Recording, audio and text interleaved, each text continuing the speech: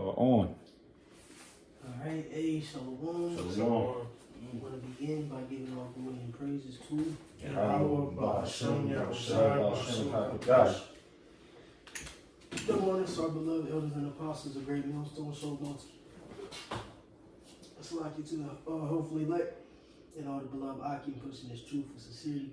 It's your brothers from the GMS Col Ohio branch coming back again with another Friday class sit down. And, just continuing on in the series, tackling Daniel 11th chapter, which, like I said, is, evidently going to, take a little bit of time to get through in depth, like I said, we're just going to keep chipping away at it. So, I believe we stopped at Daniel 11 and 5. So we could just pick up there, get a little bit more information on it, and, like I said, just keep chipping away at this chapter, and Lord's will is edifying. So whoever, Daniel 11 and 5. And then, of course, Jake, keep the Wikipedia up. And, it's going to be a lot of history. So just buckle up. Lord's will be edifying. I got Daniel 11 and 5. You said read 5, right? Mm-hmm. It kind of says, and the king of the south shall be strong, and one of his princes, and he shall be strong above him, and have dominion. His dominion shall be a great dominion. Right, so, dealing with the king of the south, believe we touched on briefly in the last class, in the end, or the conclusion of the last class, that's going to Ptolemy the first Soter, all right? Which Lord's will, Jake could pick up Wikipedia on him real quick, real briefly. Ptolemy one Soter, Soter. All right, and when you're dealing with this fifth verse, all right, like we touched on in the last class, when you go into this chapter, as you get into the teens of the chapter, and even starting now, we're going into the six Syrian wars, all right. Which, when you dive into the verse 5, pretty much just, in this small verse, tackles both the first and the second Syrian war, all right? Which then it leads to the third and fourth, all right?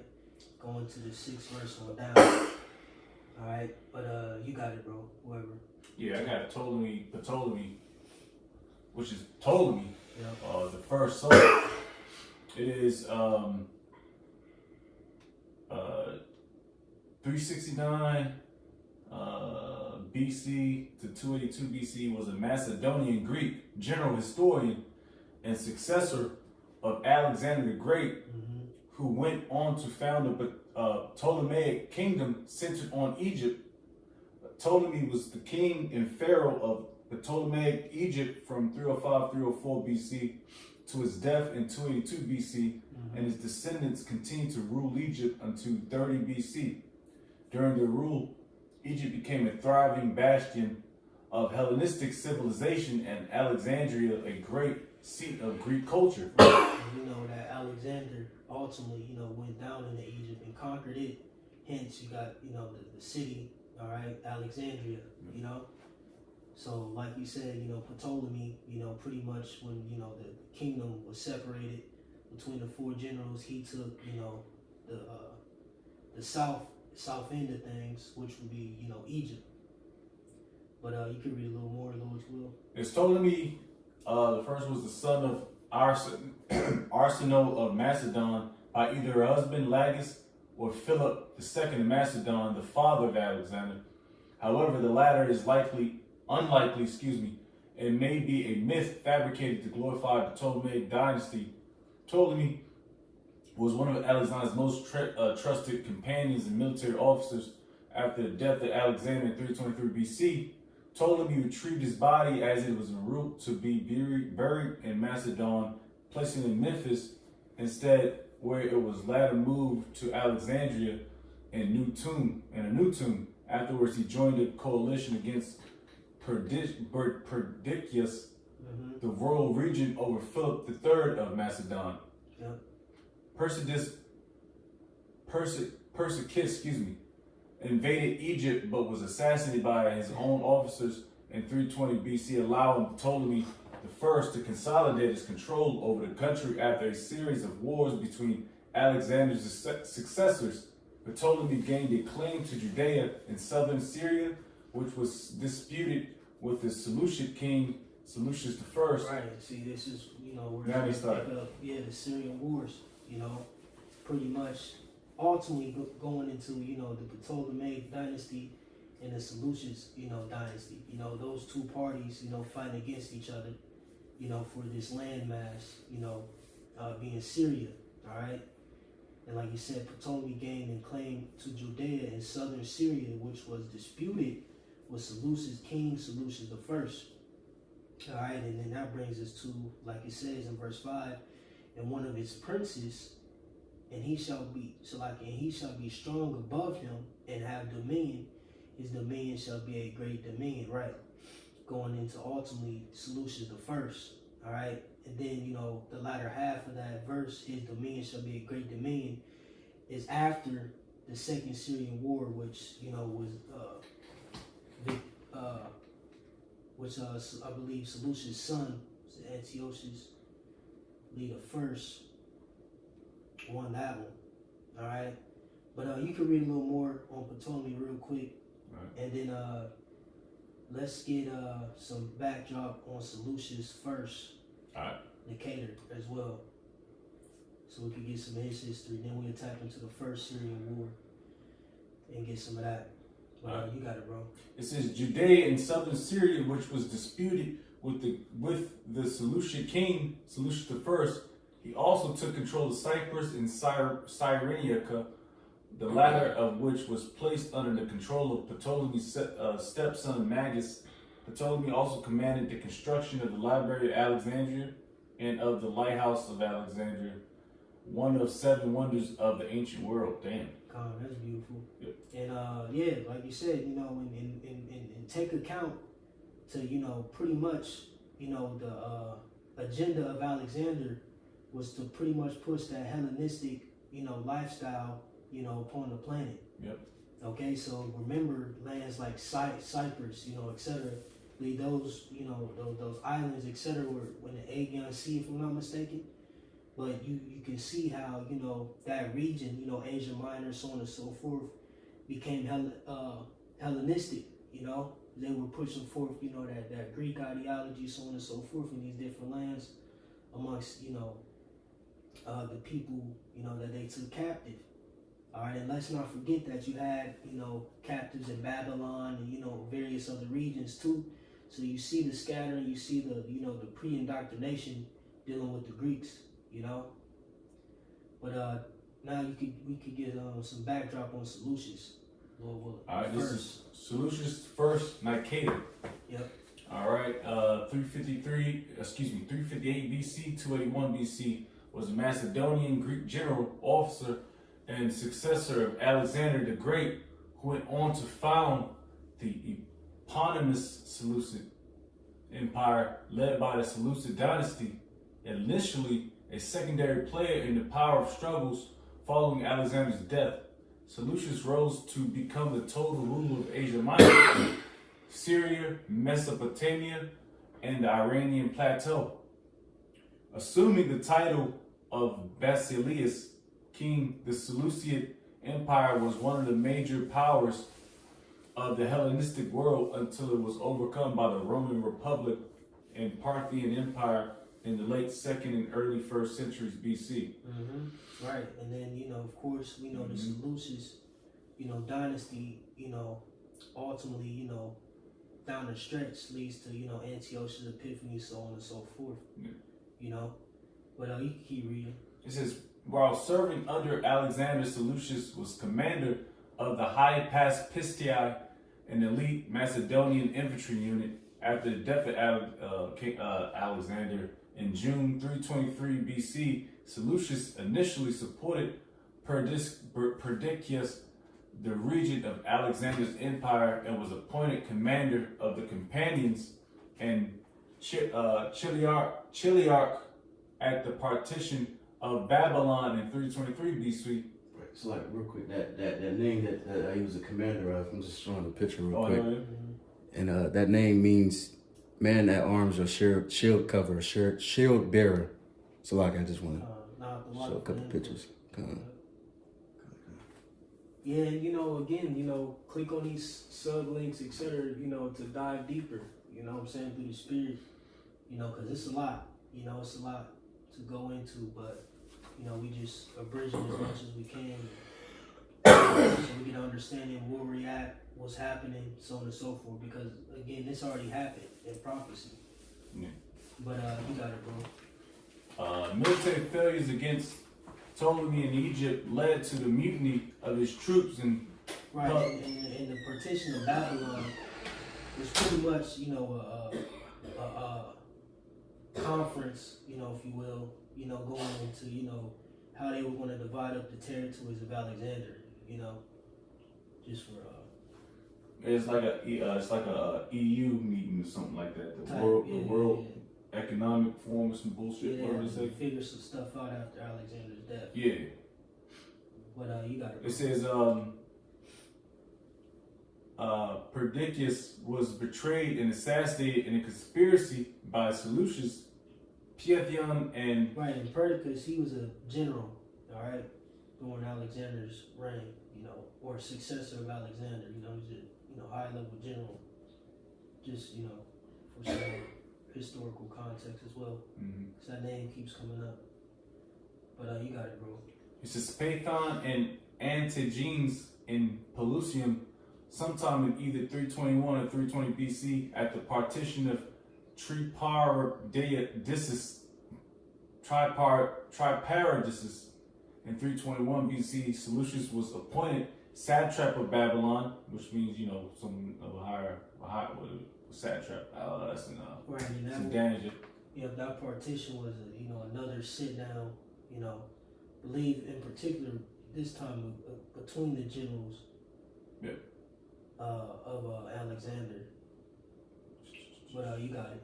Is under the new regent Antipater, but almost immediately the wars between the Diadochi resumed, and one of the most powerful of the Diadochi and antagonists forced Seleucus to flee Babylon. Seleucus was only able to return to Babylon in 312 BC with the support of Ptolemy. From 312 BC, Seleucus ruthlessly expanded his dominions and eventually conquered the Persian and Median lands. Seleucus ruled not only Babylonia, but the entire eastern part of Alexander's empire. Yep, right. So, Seleucus came into power, Ptolemy came into power. All right, his four generals, his notable ones, but, reference Antigonus as well. All right, which ultimately, like you said, the forces us, the Seleucus dynasty and Ptolemaic dynasty, took out Antigonus.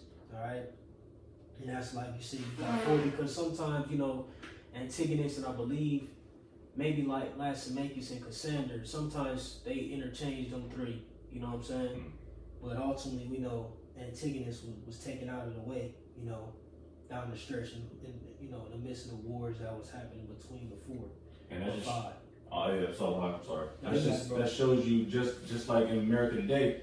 I was looking at a YouTube. I look at it. I just seen the title. It said Rome is just America is Rome just with Wi-Fi, because it tells you. And of course, this is talking about but it's talking about Edomites in general, because they still do the same thing. Everybody's trying to claw their way up to the top.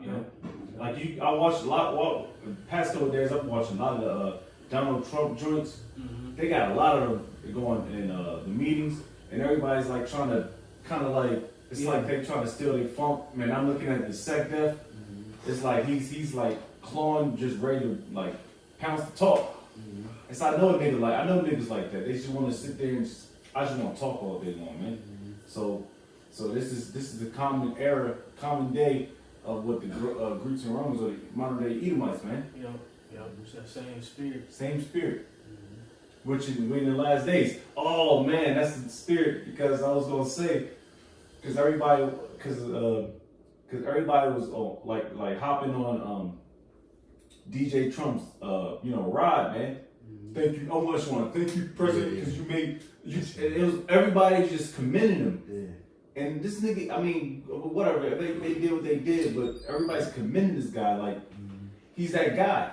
Which, hey, he might, you know what I mean? They call him Nero 47, you know.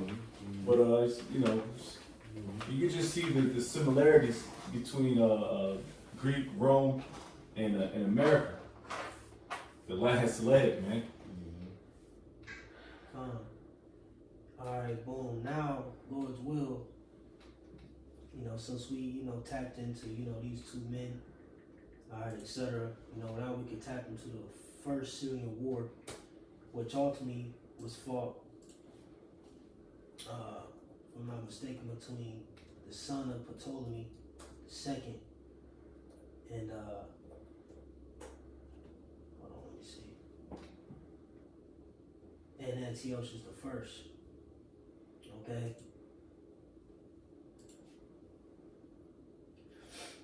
So, Lord's will, we can just look up the first Syrian war.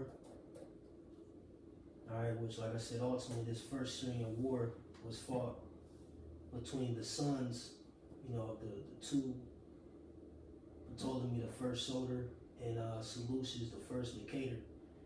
Alright, like I said, because and one of his princes, he shall be strong above him and have dominion. His dominion shall be a great dominion. Right, going into, like I said, ultimately the second Syrian war, when the Seleucid Empire, you know, triumphed in that battle. But let's get some background on the first Syrian war, Lord's will. All right. 274 to 271 BC. What you got it, bro? The first Syrian War, 276-271 BCE, was a conflict between the Ptolemaic Kingdom of Egypt and the Seleucid Empire, primarily over control of the southern Syria and surrounding territories. Mm-hmm. Can you get in that wiki? Yeah. Okay. Yeah. My fault. Because we're going to get these names too, Ptolemy II and Antiochus the First. Lord willing. What the fuck is this? All right, here we go. Here we go.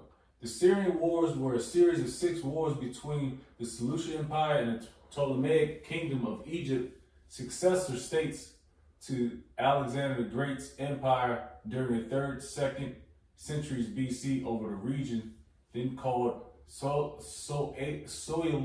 in Syria, one of the Coel, one of the few avenues into Egypt. These conflicts drained the material and manpower of both parties and led to their eventual destruction and conquest by Rome and Parthia. They are briefly mentioned in the biblical books of the Maccabees. Mm-hmm. Now we could get the first Syrian war. That's what I was it, because it was there. Oh, there we go. I got it. Yeah, I jumped down. You got you. See, you said. First Syrian War was 274 to 271 BC. A decade into his rule, Ptolemy II faced Antiochus I, the Seleucid king who was trying to expand his empire's holdings in Syria and Anatolia. Ptolemy proved to be a forceful ruler and skilled general. In addition, his recent marriage to his court wise sister Arsinoe II of Egypt had stabilized the volatile Egyptian court, allowing Ptolemy to successfully carry out the campaign. All right, calm. So boom, you know, just some context on the first Syrian war. Then, like I said, that 5th verse taps into both the first and second Syrian war. You see. So real quick, can we get some info on Ptolemy II, Philadelphus, on the Wikipedia? And if another brother could pop up Antiochus the First, I think he's soldier as well, if I'm not mistaken.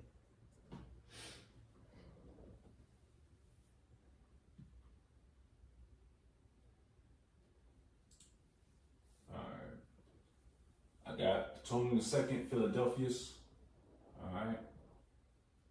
It says, what we got? 309 to 246 BC, was the pharaoh of the Ptolemaic Egypt from 284 to 246 BC. He was the son of Ptolemy I, the Macedonian general of Alexander the Great, who founded the Ptolemaic kingdom after the death of Alexander, and Queen Berenice I, originally from Macedon. Mm-hmm. During Ptolemy II's reign, the material literary splendor of the Alexandrian court was at its height. He promoted the museum and library. In addition to Egypt, Ptolemy's empire encompassed much of the Aegean and Levant. He pursued an aggressive and expansionist foreign policy with mixed success. From 275 to 271 BC, he led the Ptolemaic kingdom against the rival Seleucid Empire. They said rival. Mm-hmm. So that means they're already against each other, man. It tells you in the scriptures. Yep.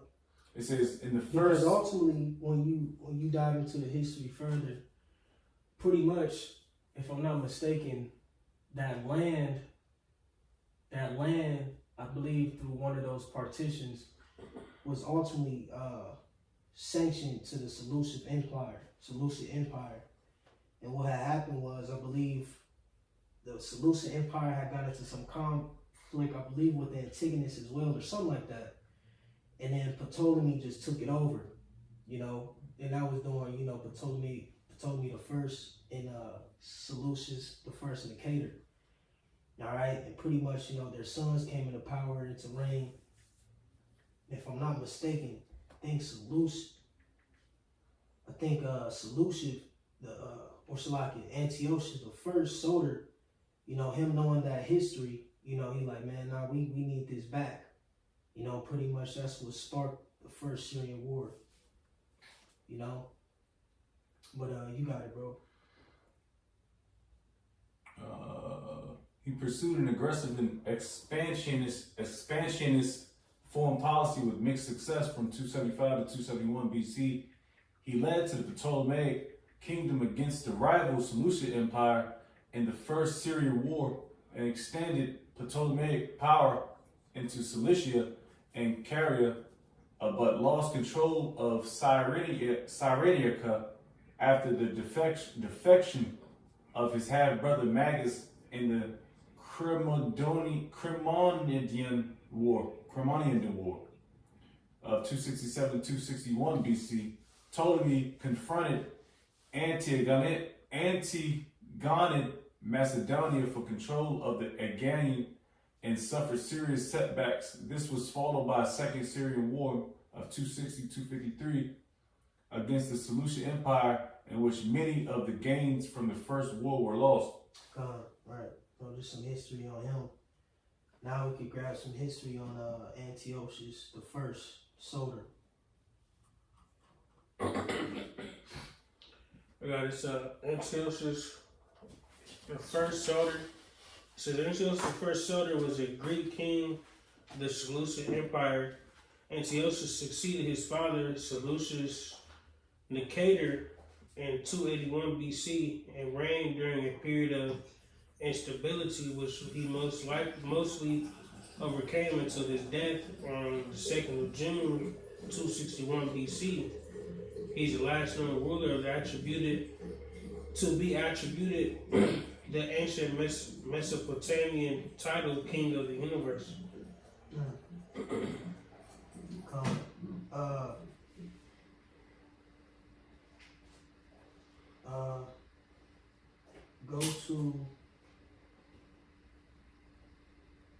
Jump down to go to his bio, Lord's will. That's what I'm looking for. His biography. Jake need water again.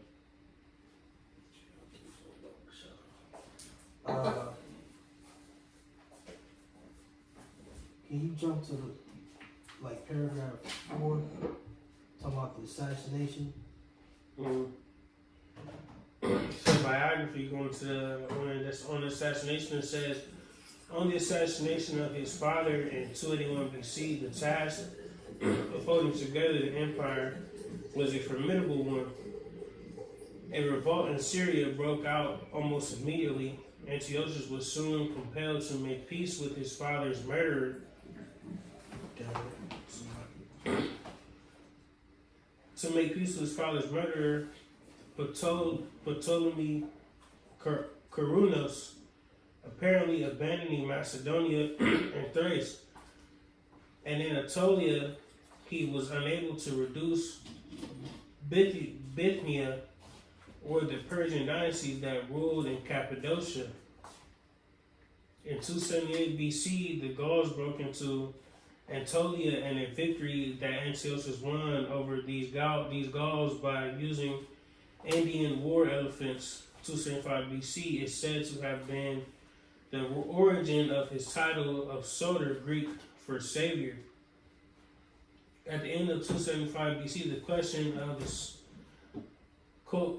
Coli Syria, which had been open between the houses of Seleucus and Ptolemy since the partition of 301 BC, led to hostilities, the First Syrian War. It had been continuously in Ptolemaic occupation, but the house of Seleucus maintained its claim. War did not materially change the outlines of the two kingdoms, though frontier cities like Damascus and the coast districts of Asia Minor might change hands. Mm-hmm.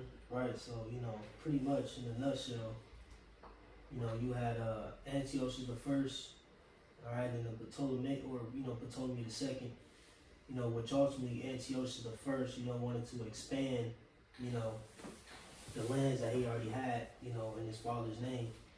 Okay, and pretty much it was over that land, Syria, okay? And Antiochus invaded, I believe, Ptolemy first, all right, in the First Syrian War. Okay, and I believe it didn't go initially as he had planned, and he lost. All right, but then, like it says in the latter part of that 5th verse, and have dominion, his dominion shall be a great dominion. Because ultimately in the Second Syrian War, he won. Okay? Can Jake get that? The Second Syrian War, Lord's will? Yeah. That's when he gained his great dominion.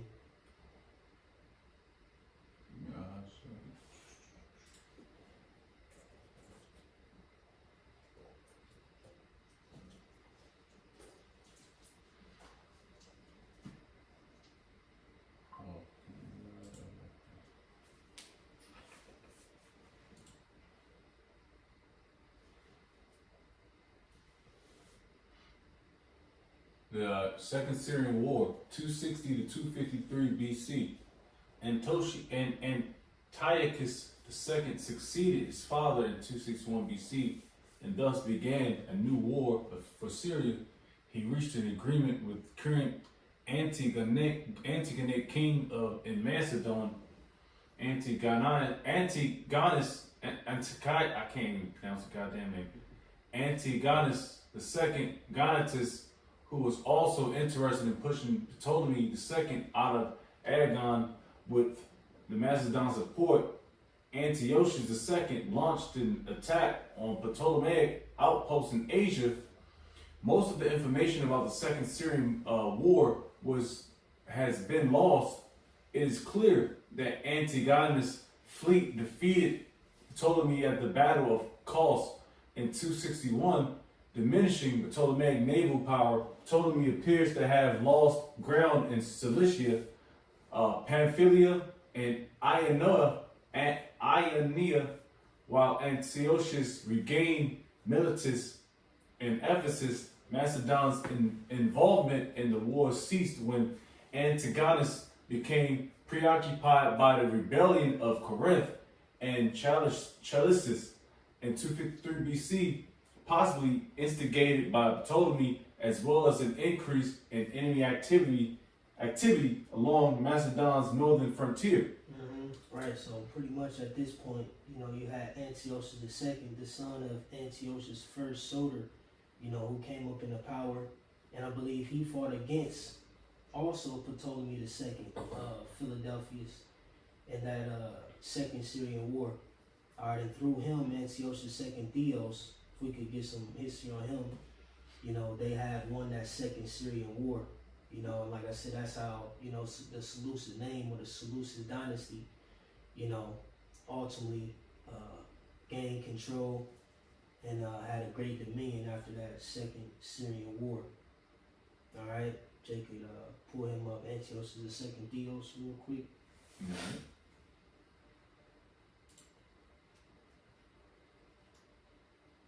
This is Antiochus the second Theos. 286 to 246 BC, was a Greek king of the Hellenistic Seleucid Empire who reigned from 261 to 246 BC. He succeeded his father Antiochus I Soter in the winter of 262 to 61. He was the younger son of Antiochus I and Princess Stratonice, the daughter of Demetrius Polycritus. Antiochus II was a forceful personality who was in his lifetime largely succeeded to hold the sprawling Seleucid realm intact. However, his fateful decision to repudiate his first wife, Laodice, and marry a Ptolemaic princess Berenice as part of peace treaty led to a succession struggle after his death that would shake the empire's foundation and cause large territorial losses. Right, and that goes into, he's perfectly with the 6th verse of Daniel 11. So if Jay could read that 6th verse, Lord willing. It's pretty much what they just said summed it up, that 6th verse, you know, ultimately. But you got it. It says, in the end of years, they shall join themselves together for the king's daughter. Right, like Salaki, like said, and in the end of years, they shall join themselves together. Right, so after the second Syrian war, ultimately, like you said, you know, through marriage, you know, they pretty much tried to bring peace through marriage. Join them all. Right, so, you know, Ptolemy the second Philadelphus, all right, he married off his daughter Berenice the first to Antiochus the second, all right, Theos. See, like you said, to bring peace, you know, to the two realms, you know, ultimately. But in that Antiochus the second Theos, he left his first wife, Laodice or Laodicea. That's where you get that land from. It's Laodicea, if I'm not mistaken. I believe that's how it's pronounced. All right, from that woman. All right, pretty much, you know, she inherited that land. You know, believed to her husband at that time, and he named it after her. But you got it. It says, for the king's daughter of the south shall come to the king of the north to make an agreement. Right, so the king, so like I said, for the king's daughter of the south shall come to the king of the north to make an agreement. Right, so like I said, Ptolemy the second Philadelphus married off his daughter Berenice, you know, to Antiochus the second. All right, but he had to leave his first wife, Laodice, or however you want to pronounce it, Laodicea, or Laodice, however. All right, she married, he had to break it off with her to marry Berenice, you know. But you got it. But she shall not retain the power of the arm. Right, she shall not retain the power of the arm, you know, because ultimately what, you know, they end up having children, okay? But throughout time, Antiochus II ended up being put to death. You know, now some accounts say that he was put to death by Laodice, you know, because he tried to return back to her, you know, tried to get back with his shorty or whatever. Some say she poisoned him and he died, you know, whatever the case may be. But through that, you know, Berenice and her son didn't, you know, retain the power, you know, because, you know, she thought, you know, she married into the, you know, Seleucid, you know, dynasty, etc. Her son, you know, would gain inheritance, you know, so she lost the power of the arm, you know. You got it. But she shall be given up, and they that brought her, and he that begot her, and he that strengthened her in these times. Right, like it says, but she shall be given up, because she ended up ultimately getting put to death as well. Believe this lady Laodice, you know, was an MFer, you know what I'm saying? After Antiochus II left her, you know, she caused a lot of havoc, you know. But real quick, let's get a couple of these names. Can we get a backdrop on Berenice and Laodice, however you want to say her name. And did we get some information on Ptolemy II? I think we did. But let's get a little backdrop on this man's family tree real quick. So did we get some? I think we got some backdrop on Ptolemy. It's a lot of names. Yeah, it is. But let's get some history on Berenice and Laodice. Alright. This is Berenice of 279, 268 was queen of Egypt by marriage to Ptolemy I Soter. She became the second queen after Eurydice of the Ptolemaic dynasty of Egypt. That's pretty. You want to keep going? Yeah, come on. Yeah, Berenice was originally from Eridea. She was the daughter of Princess of Antigone of Macedon, and an obscure local, a Macedonian nobleman called Magus.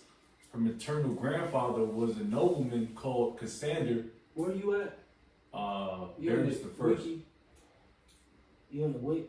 Yeah, Berenice the First, or just Berenice. because I tried to look for a name.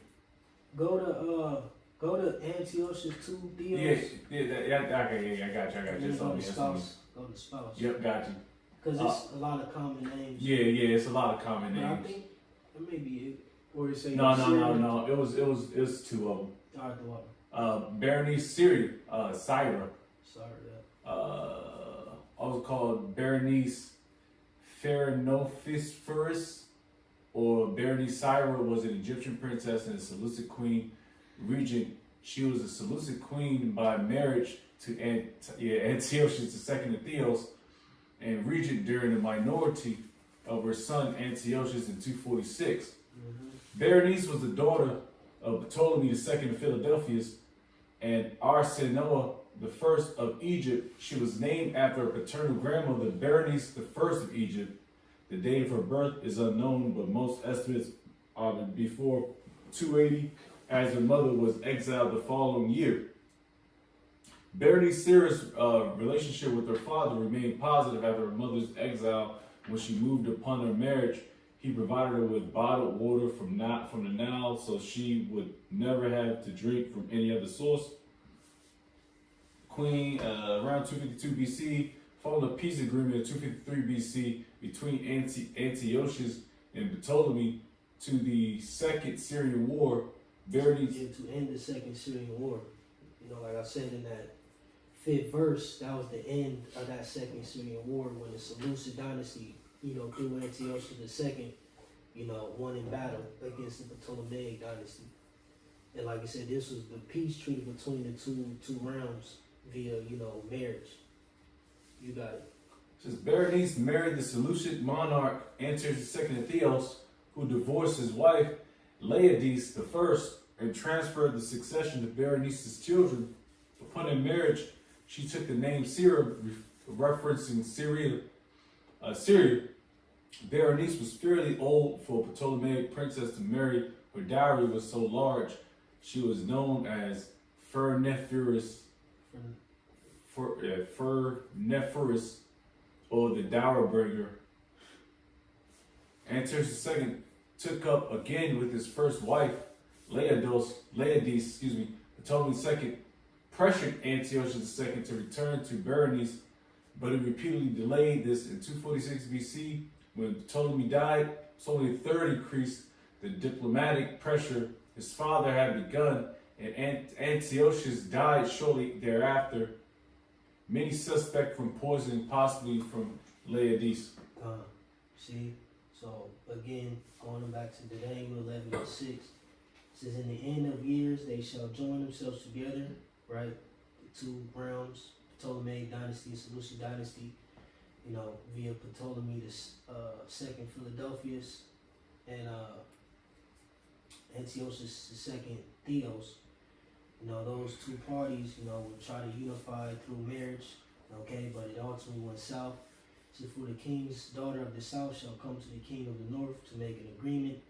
But she shall not retain the power of the arm, neither shall he stand, nor his arm, right? Neither shall he stand, nor his arm, right? So he ended up dying as well. But she shall be given up, and they that brought her, and he that begat her, right? That he that begat her was her father, Ptolemy, Philadelphus. He ended up dying. Ptolemy II ended up dying.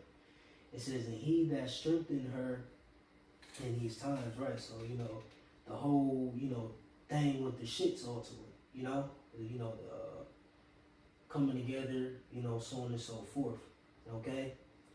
Now, real quick, you just read something on Laodice. Real quick.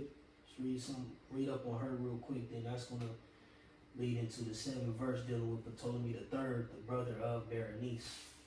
I got it. So Laodice, the first, says, was a Greek noblewoman of Anatolia who was a close relative of the early Seleucid dynasty and was the first wife of the Seleucid Greek king Antiochus II Theos. Mm-hmm. That's it I got.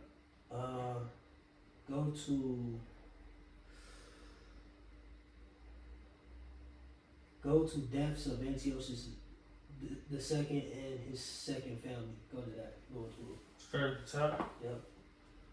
It says during Antiochus II's marriage to Berenice, they had a son called Antiochus. Laodice lived at Ephesus on 20th of January 246 BC. Ptolemy II died and was succeeded by Ptolemy III.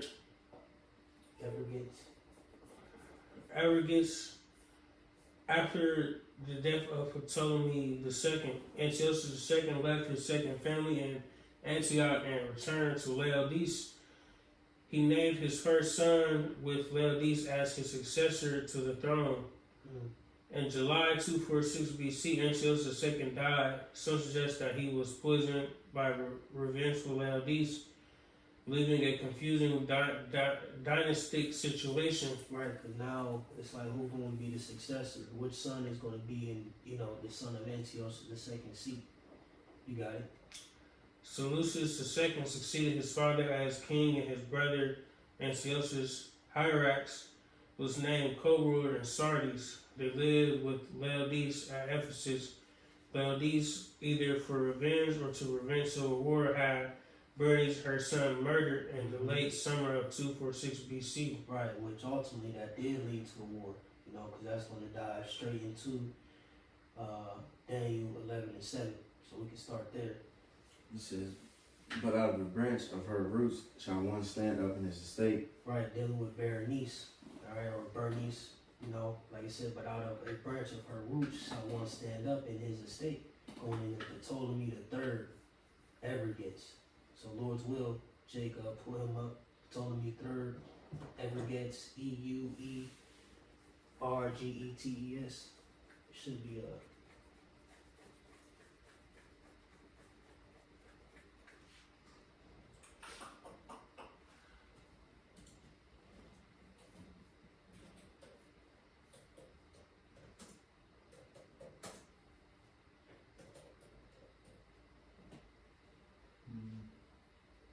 So who's his name? Arrogance? Ptolemy III. Yeah, I gotta go on Google and then find it, because that shit don't never pop up.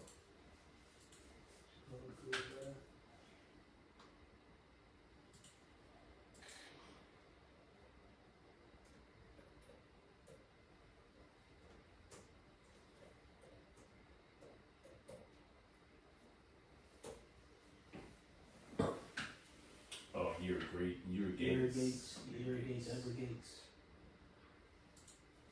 Alright, I got Ptolemy III, Euergetes. 280 to 222 BC was the third pharaoh of the Ptolemaic dynasty in Egypt from 246 to 222 BC. Ptolemaic kingdom has reached the height of its military and economic power during his kingship, as initiated by his father, Ptolemy II of Philadelphus. You got it. Ptolemy III was the eldest son of Ptolemy II and Arsinoe, the first, when Ptolemy III was young, his mother was disgraced. He was removed from the succession. He was restored as heir to the throne in the late 250s BC and succeeded his father as king without issue in 246 BC. On his succession, Ptolemy III married Berenice II, reigning queen of Cyrenaica, thereby bringing her territory into Ptolemaic realm. In the Third Syrian War, 246-241 BC, Ptolemy III invaded the Seleucid Empire and won a near total victory, but was forced to abandon the campaign as a result of an uprising in Egypt in the aftermath of this rebellion. Ptolemy forged. Right, Salaki, and that's pretty much what happened. If you can, Zaquan, finish up that 7th verse, because of course he caught wind, the situation, and that's what led to the Third Syrian War, which ultimately was pushed by Ptolemy III, upon the Seleucid dynasty, and I believe he went against his son. Was it Seleucus the first? He went against, or was it Seleucus the second? Yep. He went against Seleucus the second in that Third Syrian War. And then if we can pull that up as well, the Third Syrian War, but you can finish that out. It says, verse 7, right? Yep. It says, but of the branch of her roots shall one stand up in his estate, which shall come with an army, and shall enter into the fortress of the king of the north, and shall deal against him, and shall prevail. Right, and like you said, he won, and you can read it as well too. It says, and he shall carry captives into Egypt, their gods, and with their princes, and with their princes, so like the vessels of silver and of gold, and he shall continue more years than the king of the north. Right, because ultimately I believe he even outlived the Seleucus, or was it Seleucus the second? Mm-hmm. Yep. So he outlived them as well. If you look at their death dates, he outlived them by like 3 years. It's more or less too. Yeah, You go perfect with what yeah, you it's, said. yeah. Well, I'll hold that. It says, and he shall continue more years than the king of the north. So he ended up outliving him as well. So Lord's will. Finish that. Mm-hmm. Where you at, Quan? I was going to third. I'm at still Eurogates. You still in there? Yeah, but that's Yeah, finish. This. Yeah. Read that. This it is. says some more in there than get. Seleucus the second, which is the son. So go to Antiochus the second Theos and get his son, Seleucus. Yeah. The second. But you got it, you call. So back in Laodice, so the third paragraph down in the death of Antiochus and his second family says, out of his outrage, the brother of Berenice, Ptolemy III, declared war the same year and invaded the Seleucid Empire. Right, that's that 7 and 8 verse we just went into. Yep, the water. His suspicions about the deaths of his sister and nephew were firmly grounded and were a part of the cause of the Third Syrian War, also known as the Laodicean War or the War of Laodice. During the war, while Seleucus was fighting Ptolemy, Laodice supported the revolt of her second son against her first son. This occurred in 244 BC, which caused a civil war for the next 17 years between Seleucus II and Antiochus hierarchs. Eventually, Ptolemy captured Laodice and had her killed. This happened no earlier than 236 BC because there are 2 honorific inscriptions in Babylon dedicated to her, dated to 247 BC and 237 BC. Water. So like I said, through the spirit, that's what sparked that Third Syrian War, But you get Seleucus up. Let's go to his sons or successors. It should pop up his sons. Antiochus Hyrax and Seleucus the second. No, I thought you wanted Antiochus.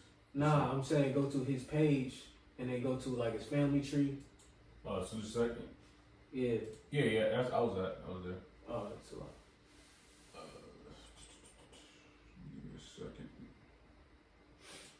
Oh no, that's one. Oh yeah, I was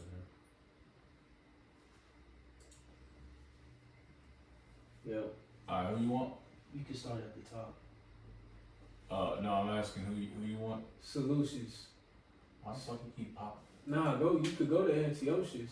I'm saying just go to his family tree. It should just pop right up. That's what I'm saying. I'm trying to find it. Yeah. You call got it. It's good. Go ahead, come.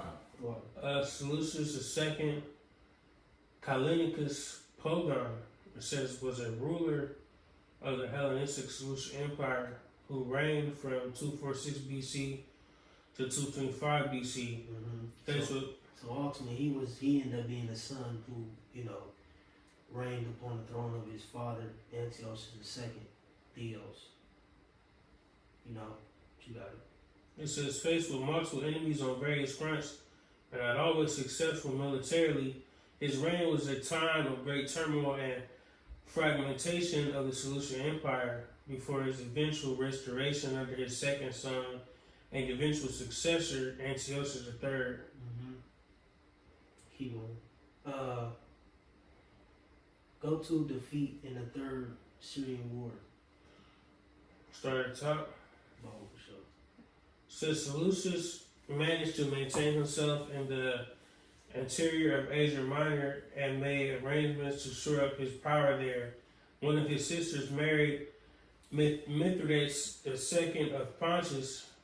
Another married Arethes III of Cappadocia, and he married his aunt Laodice II, by whom he had 5 children, including Antiochus, Seleucus III, Cyrenius, and Antiochus III the Great.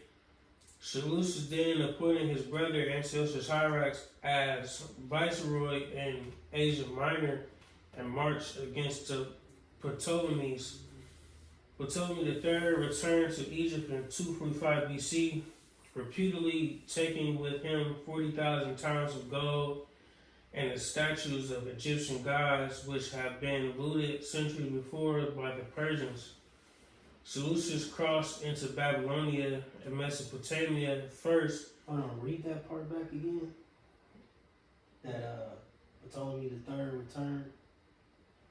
Ptolemy III returned to Egypt in 245 BC, repeatedly taking with him 40,000 talents of gold and the statues of Egyptian gods, which had been looted centuries before by the Persians. That's exactly what happened, verse 8. See? That's how you know the credibility of the scriptures. We just went into, pretty much how Ptolemy III, he went and reigned, won, against, Seleucus the second. And like you said, what is it saying in verse 8? And he says, and shall also carry captives into Egypt their gods and their princes, and with their precious vessels of silver and of gold, and he shall continue more years than the king of the north. Perfect. Man. You got it, bro. Keep reading that. Yeah, just finish it. It says, receiving the loyalty of the empire's eastern regions and then marching to Syria, where he recovered Antioch by 244 BC. This was followed by the recapture of the other major cities in the area by 242 BC. The interior of northern Syria had been regained, and Seleucus was able to launch raids and Ptolemaic control of Syria around Damascus. Mm-hmm. Read the next one. It says, elsewhere the Seleucids were less successful in the Aegean. The Ptolemaic armies were able to seize control of Ephesus as well as Anos and Maronia and Thrace and several cities on the Asian side of Hellespont. That's pretty much it. And then can we get the overview on the Third Syrian War real quick? But through the Spirit, Zapon, you can read that verse 10, You read verse 9? Or 9, Salaki. Yeah, 9, Salaki. It says, so the king of the south shall come into his kingdom and shall return into his own land and attend to, right? Just hold that. Now to read the third Syrian war, then we get 10 All right. and 11. Third Syrian War, 246-241 BC, also known as the Laodicean War. The Third Syrian War began with one of the many succession crises that plagued the Hellenistic states.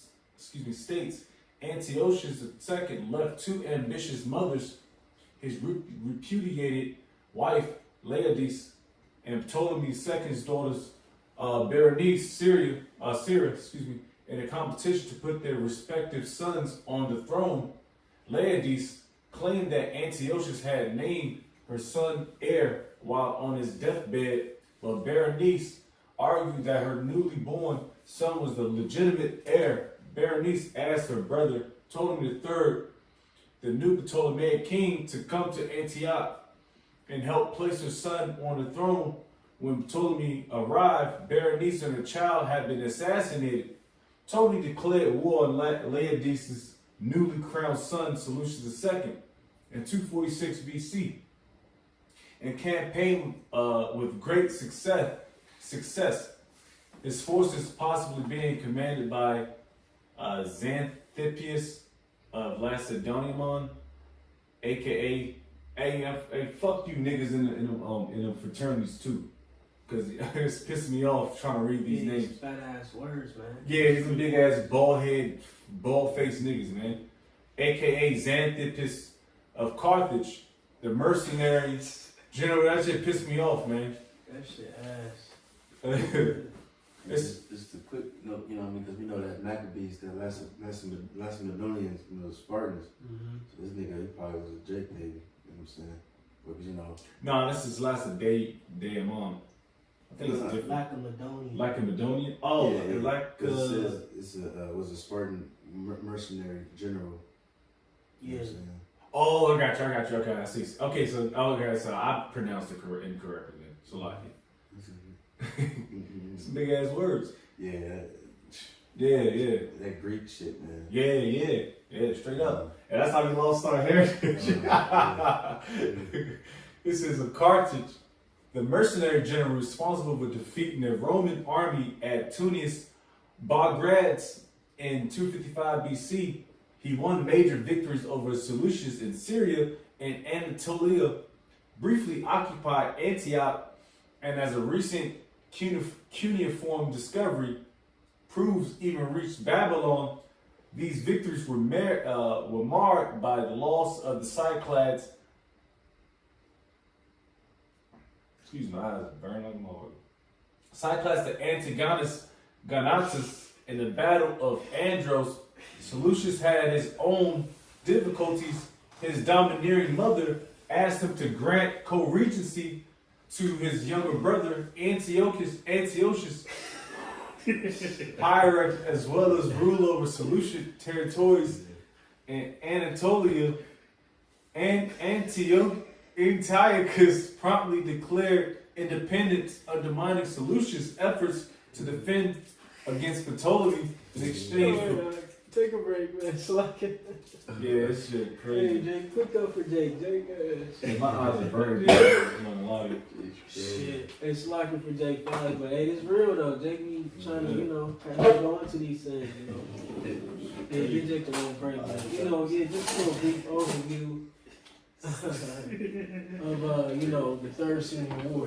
Pretty much you have Ptolemy III who stirred up the Third Syrian War, against the Seleucid dynasty, ultimately with Seleucus II, based upon the death or the controversy over the death of his sister Berenice. All right. Now we can jump to Daniel 11. Where we at 10 now? Come on. It says, but his son shall be stirred up and shall assemble a multitude of great forces. And one shall surely come and overflow and pass through. Then shall he return and be stirred up even to his fortress. Right. And like it says, verse 10, but his sons, which like it says, so the king of the south shall come into his kingdom, and he shall return into his own land. But his sons shall be stirred up, and shall assemble a multitude of great forces. Right, the sons is going into the sons of Seleucus II. So, real quick, let's get Seleucus II. He shows. Callinicus. We read some history on him, right? Mm-hmm. Now, let's go to his children. Alright, if he had 2 children, Seleucus III, which his name was, his real name I believe was Alexander, if I'm not mistaken. He had 2 sons. I'm trying to find the other one.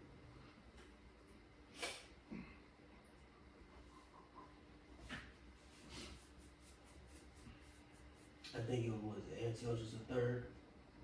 Mm-hmm. Yup. You got it. Which one you want? Both sons. It don't matter which one. Oh, real quick, let me just read this last part of Seleucus II. It says, his reign was a time of great turmoil and fragmentation for the Seleucid Empire before its eventual restoration under his second son and eventual successor Antiochus III. Right. But like you said, he had a successor before him, which was Seleucus III. Alright, and then I believe he died. I think he reigned for a short time, then he died, then his brother Antiochus III the Great came in his stead. But you got it, brother. Seleucus III. Yeah. So Seleucus III, Cyrannus, later also known as Soter, was the eldest son of Seleucus II. Callinicus and Laodice II, and for a few years between 226 or 225 and 223 BCE, king of the Seleucid Empire. His epithets mean thunderbolt and savior, while his birth name was Alexander. In 225 BCE, following the death of his father, Seleucus II. Right, so like, Seleucus, Ptolemy, Antiochus, them is like throne names, just for reference, like, you know what I'm saying? So, they got common names. Yeah, of course. Damn. It says who succumbed to injuries from a fall from his horse. Seleucus III succeeded him as king of the Seleucid Empire. In 223 BCE, he was assassinated in Asia Minor by courtiers during a campaign against Attalus of Pergamon. His brother Antiochus subsequently ascended the throne. Antiochus III. And then we could jump to him. Antiochus III, his brother. Yep. It's Antiochus III the Great. It says was the 6th ruler of the Seleucid Empire, reigning from 223 to 187 BC. He ruled over the region of Syria and large parts of the rest of West Asia towards the end of the 3rd century BC. Real quick, Slovakia. I was just thinking, like, so you know how, like you said, Antiochus, like the names, right? They got common names. So you think like throne names, right? Like, so you think like today, like you got President Trump, President Obama, like that's like Antiochus would be like as the name, like president. Right. You know what I'm saying? Down Like there, that. yeah. Kind of. Or Like Caesar, pretty much. Yeah, like so. Yeah, it's all. Yeah. That's why when we're trying to get these names going, man, it's hard to. They should have the joint, like the Facebook joint, when they kind of pronounce the name, like like Shaniqua, they got the joint, you know what I mean? Little mic on it. Yeah. Whatever, you got it, brother. It says he ruled over the region of Syria and large parts of the rest of West Asia towards the end of the 3rd century BC, rising to the throne at the age of 18 in June 223 BC. His early campaigns against the Ptolemaic kingdom were unsuccessful, but in the Following years, Antiochus gained several military victories and substantially expanded the empire's territory. His traditional designation, the Great, reflects an epithet he assumed. He also assumed the title Basileus Megas, Greek for Great King. The traditional title of the Persian kings and military active ruler, Antiochus restored much of the territory of the Seleucid Empire before suffering a serious setback toward the end of his reign and his war against the Roman Republic.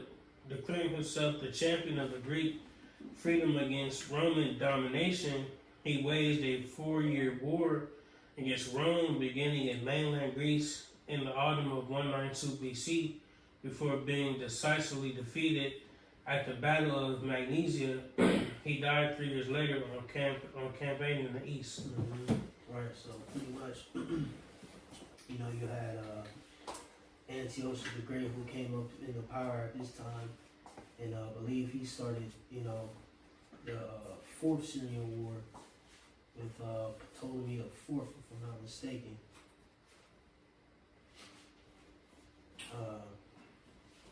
Because like it says in that Daniel 11, where we had 10, it says, but his sons, which like we went into Seleucus the third and Antiochus the third the Great, and shall assemble a multitude of great forces, and one shall certainly come, right? Like I said, one shall certainly come, which will be Antiochus the third, and overflow and pass through. Then shall he return and be stirred up even to his fortress. It says, verse 11, and the king of the south shall be moved with choler, which I believe going in Ptolemy the fourth. Jacob, look him up. And shall come forth and fight with him, even with the king of the north. And he shall set forth a great multitude, but the multitude shall be given into his hand. Right, because ultimately Ptolemy the fourth, you know, wins in that Fourth Syrian War. Cue up some history on Ptolemy the fourth. Yes, in the sir. Fourth Syrian War. All right. Ptolemy the Fourth, Philopator. All right. It says his name is lover of his father. 244 to 204 BC was the fourth pharaoh of Ptolemaic Egypt from 221 to 204 BC. Ptolemy the Fourth was the son of Ptolemy the III and Berenice II. His succession to the throne was accompanied by a wide-ranging purge of the Ptolemaic royal family, which left control of the realm's government largely in the hands of his courtiers, Sosibius and Agathocles.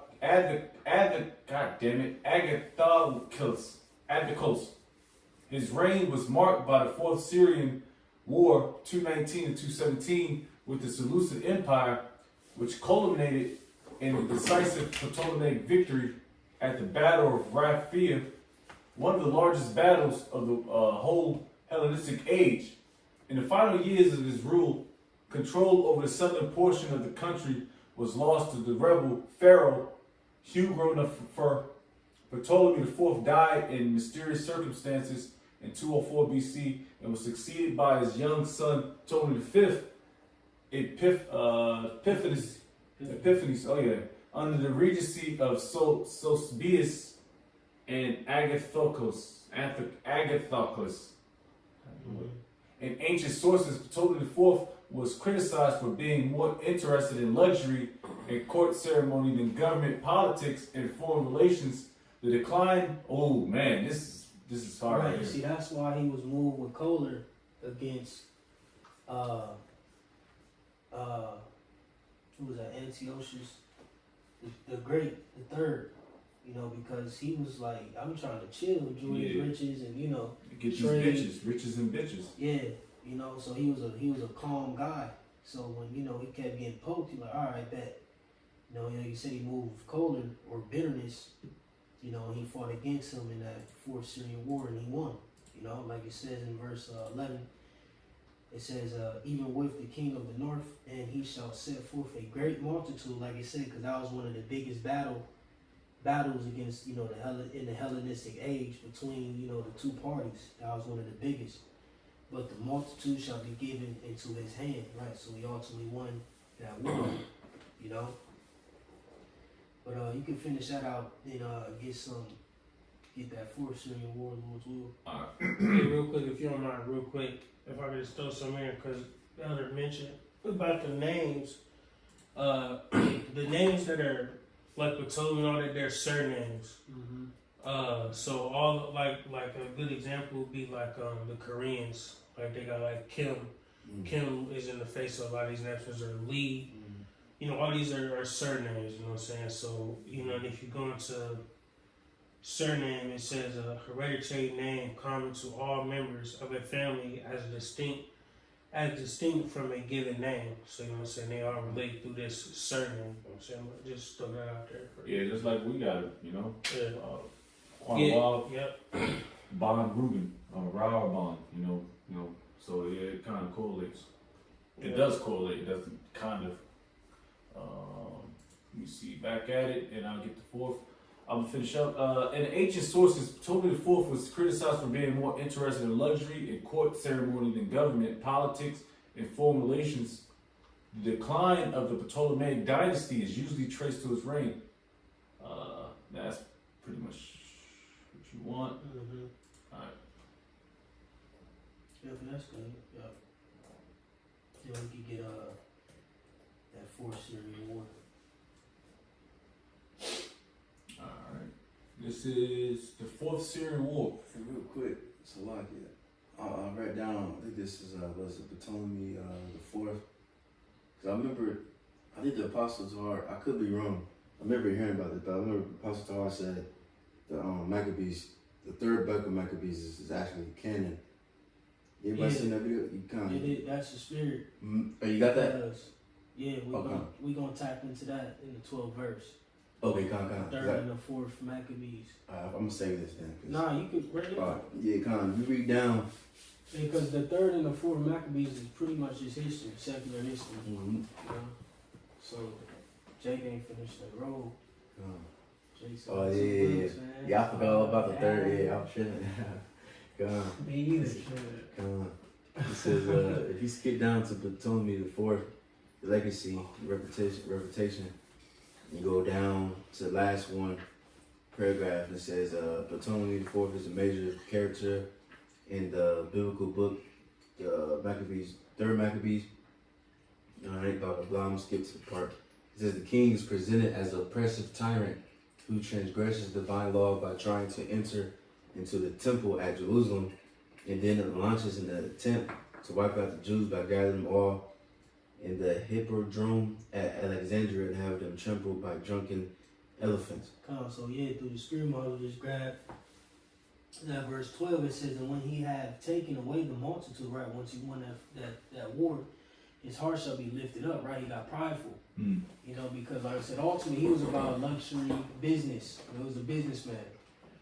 You know, He's Donald Trump type shit. that guy's the spirit. I was gonna say like a trumper, you know. But once he won that war, he got proud.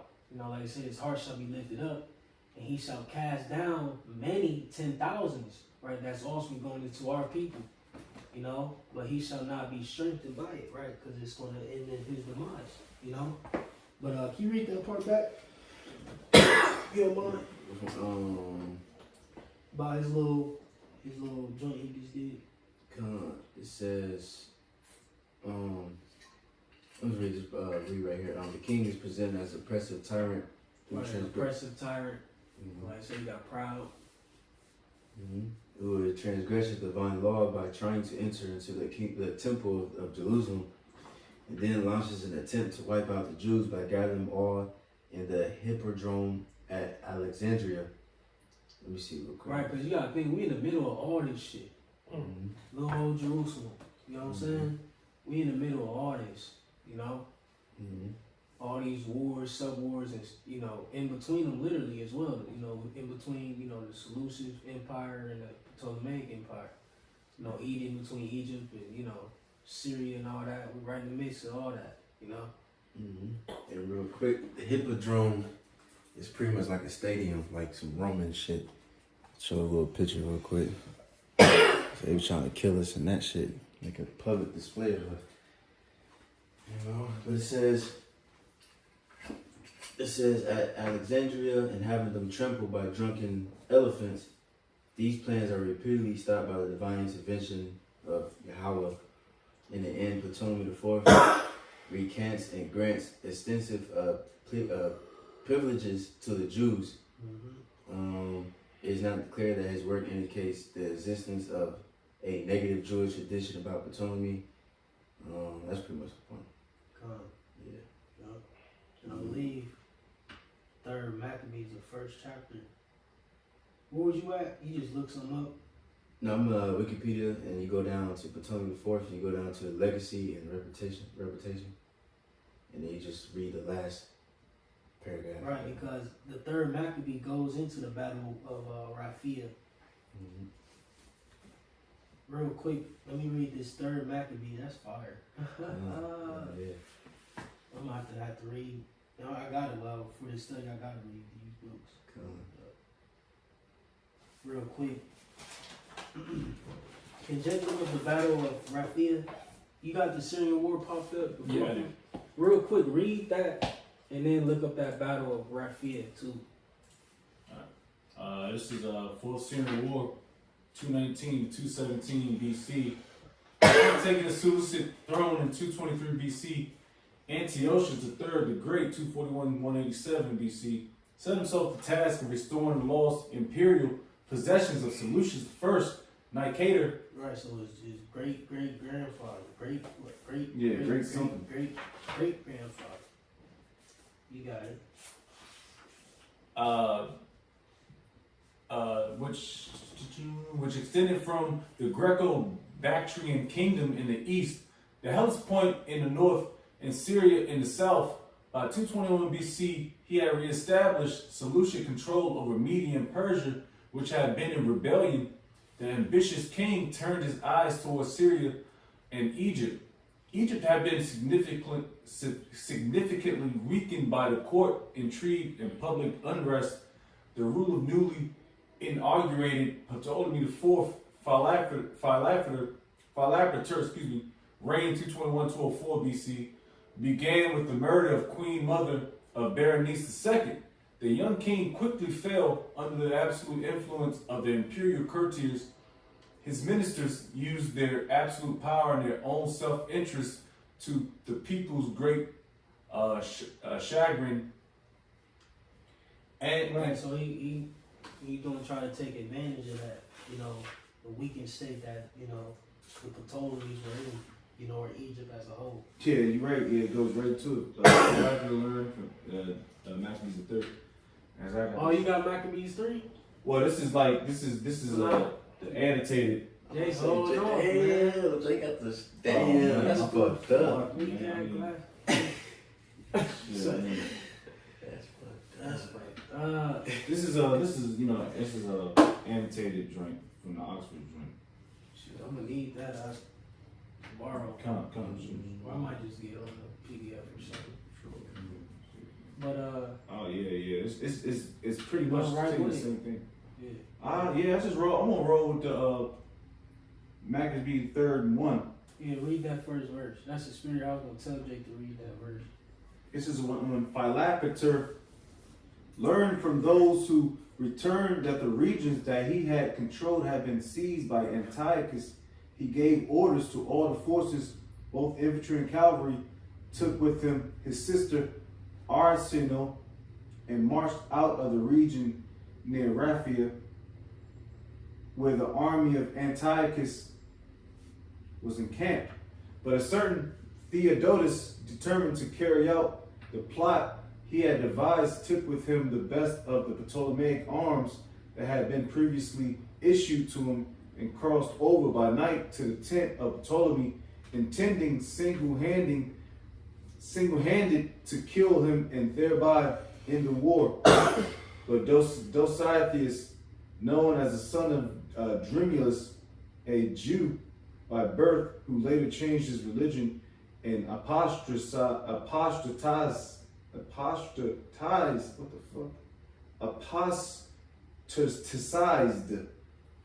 from the ancestral traditions, had led the king So away. he was a sellout. Yeah, straight up.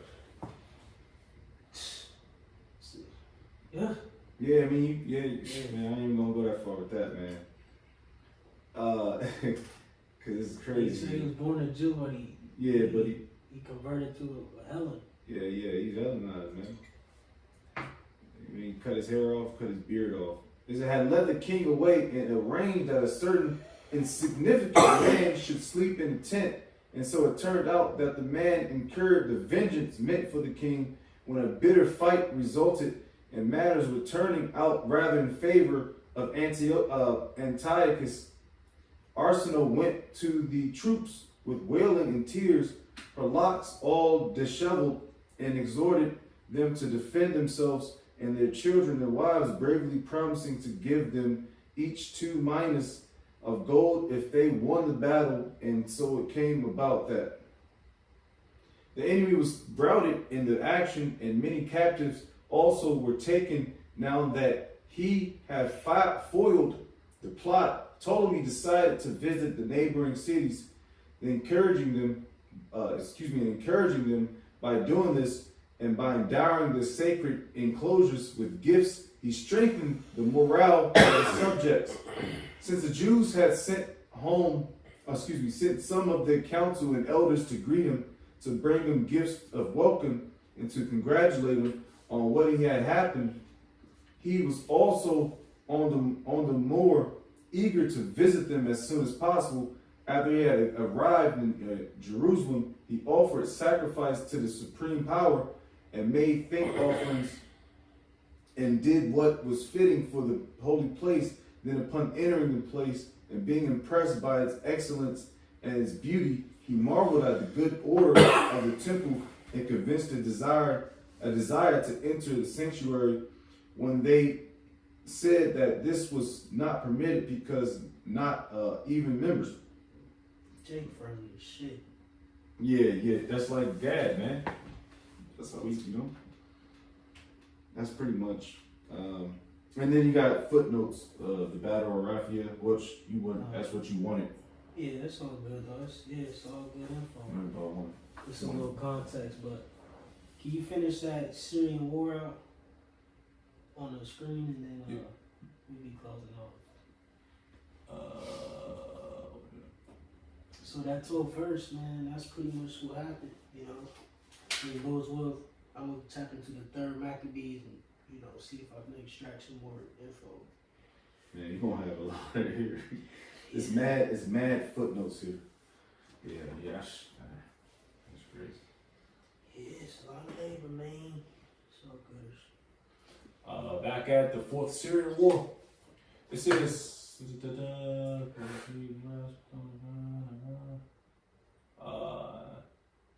Back at it, Antiochus sought to take advantage of this chaotic situation. After an invasion in 221 BC failed to launch, he finally began the 4th Syrian War. In 219 BC, he recaptured Seleucia, Pyrrha, as well as the cities in Phoenicia, amongst them Tyre, rather than promptly invading Egypt. Antiochus waited in Phoenicia. Right, so if you know them 2 land masses at, he was like edging his way to the side. You know what I'm saying? He was edging towards Egypt. Like you said, rather than promptly invading Egypt. Phoenicia, Tyre, he going down that route. It's a setup shot. Yep. You got it, bro. It says for over a year consolidating his new territories and listening to diplomatic proposals from the Ptolemaic kingdom. Meanwhile, Ptolemy's minister Sasabius began recruiting and training an army. He recruited not only from the local Greek population, as Hellenistic armies generally were, but also from the native Egyptians, enrolling at least 30,000 natives as phalangites, which phalangites was an infantry formation. Okay, so pretty much infantry. This innovation paid off, but it would eventually have dire consequences of Ptolemaic stability. For for Ptolemaic stability. In the summer of 217 BC, the Ptolemy engaged and defeated the long-delayed Antiochus in the Battle of Raphia, the largest battle since the Battle of Ipsus over 80 years earlier. Ptolemy's victory preserved his control over Solia, Syria, and the king declined to advance further into Antiochus' empire, even to retake Seleucia, Syria. The Ptolemaic kingdom would continue to weaken over the following years, suffering from economic problems and rebellion. Right, because, you know, once the native Egyptians, because they were in that war as well, you know, they start to, you know, get that pride back. You know what I'm saying? That native pride. They start to realize, damn, this is Edomite ruling over us, and we fighting his army. You know, so a lot of rebellions, you know what I'm saying, start to spring forth, and they like, shit, we need to get our shit back, you know? But you got it, bro. It says Ptolemy's victory preserved his control over patriotic sentiment had developed among the native Egyptians who had fought at Raphia, confident, well-trained, but resentful of the Ptolemaic dynasty. They broke from Ptolemy in what is known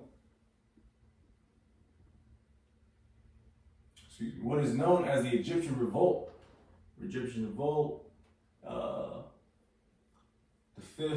Ptolemy V of Epiphanes was the king of Ptolemaic Egypt from August 204 BC until his death into 180 BC. That's the Egyptian Revolt. Right. Establishing. So under him, Egyptian Revolt came, you know. It says establishing their own kingdom in Upper Egypt, which the Ptolemies finally reconquered around 185 BC. That's it. And it goes into the. Yep.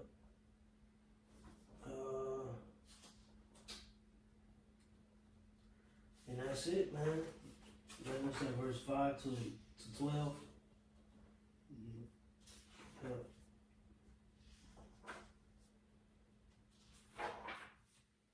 Yep. And should we? What time? Where we at? Oh, we well over like 1:30. Well over 1:30. I remember that. For real? Yeah, we was going crazy. 127. Alright. Sloppy. Well, man, that's 5 through 12. What are we picking up at 13? This went a whole year of this shirt. Sloppy, but what was edifying? Lot, man, and it could be a lot more, man, but we're gonna end it up there. We're gonna give all glory and praises to Bahashim, Alright, the one restore the beloved elders and apostles of the great gospel. Shalom. Shalom, shalom.